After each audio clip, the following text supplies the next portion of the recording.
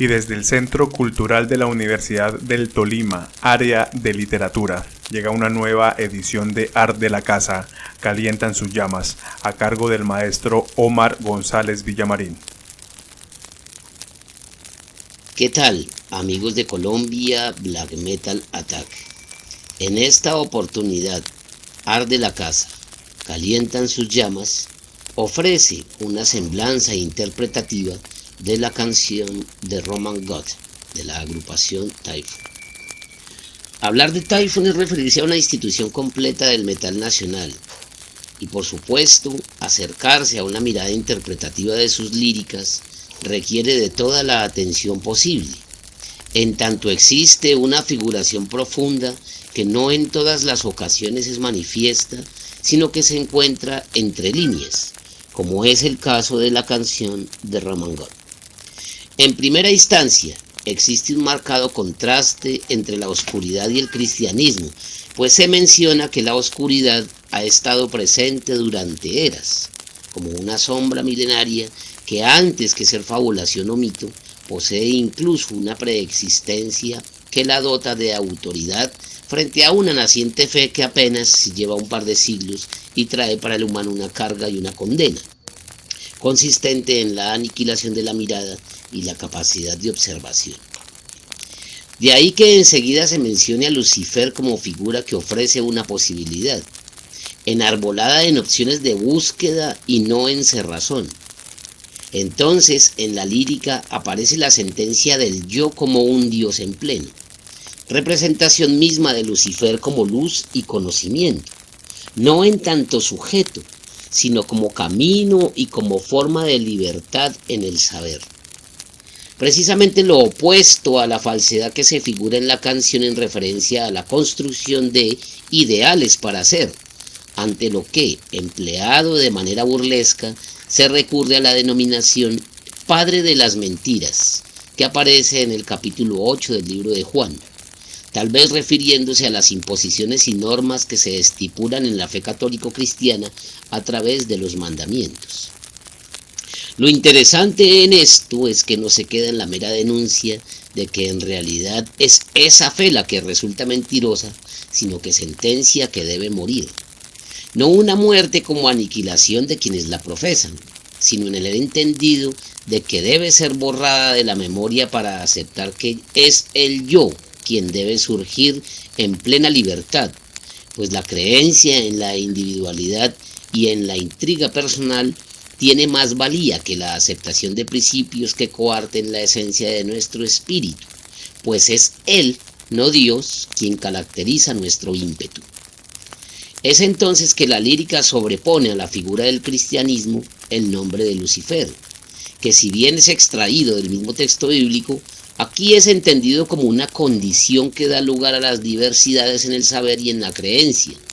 que resulta abierto y respetuoso con la amplitud de formas de acercamiento a la verdad y que ante todo representa la búsqueda interna del ser humano por explicarse para establecer contacto con el todo. De ahí que se haga la referencia a que es el dios romano,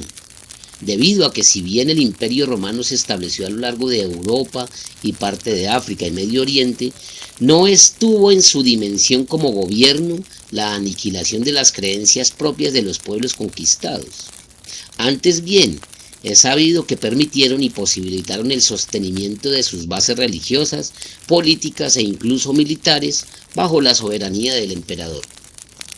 No fue sino hasta el siglo IV cuando el emperador Constantino institucionalizó el cristianismo como religión oficial del imperio, que Roma empezó a perseguir a los cultos y creencias distintos a este y le puso la denominación de pagano a todo aquel que profesase una fe distinta a la que movía los intereses del imperio. Sabemos que institucionalizar un pensamiento religioso es una forma de control y de dominio sobre los ciudadanos de un territorio específico y funciona a partir de un criterio de unicidad moral que modula los actos y compromete incluso los pensamientos. Quizá por esto se aluda a que Lucifer es el verdadero dios romano, el que encarna esos principios de libertad perdida, el que fuera de obedecer normas y mandatos prefigurados como leyes divinas, busca establecer contacto con el elemento natural y el dominio de las formas secretas y negadas.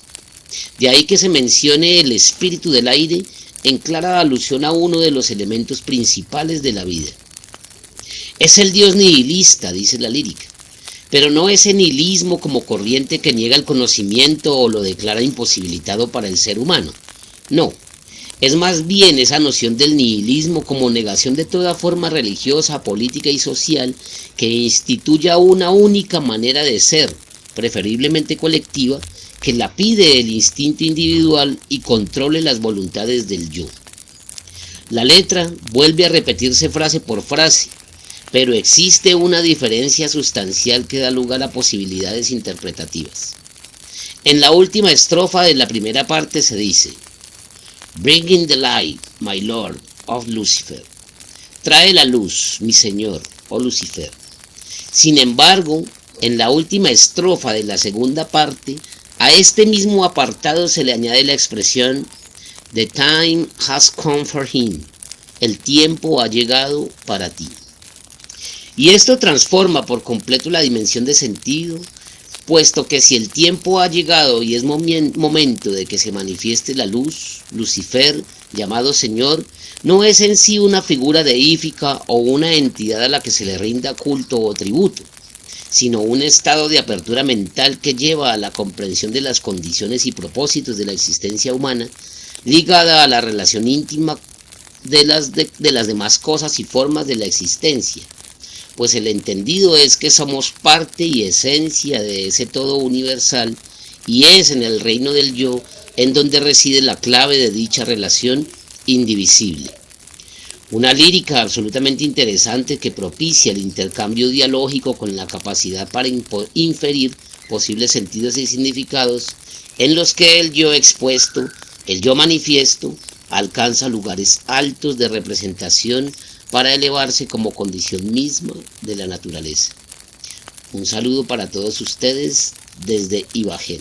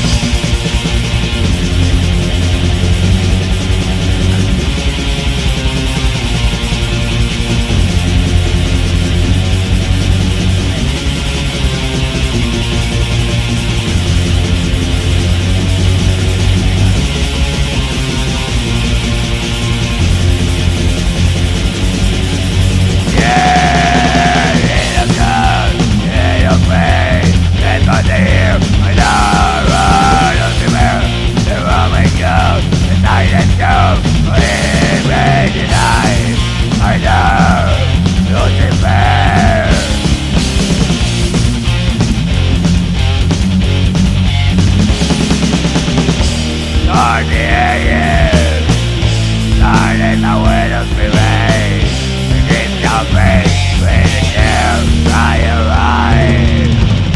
And on the way I ride in, now the cowboys